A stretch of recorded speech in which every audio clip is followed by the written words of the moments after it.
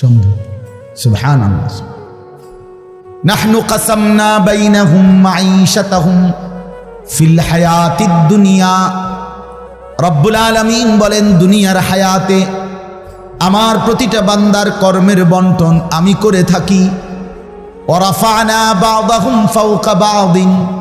এরপরে আজীব কথা আল্লাহ বলেন, আমি রব্বুল আলামিন আমার বান্দাদের মধ্যে এই দুনিয়ায় একদল আরেক দল, একজন আরেকজনের উপরে মর্যাদাবান করে থাকি।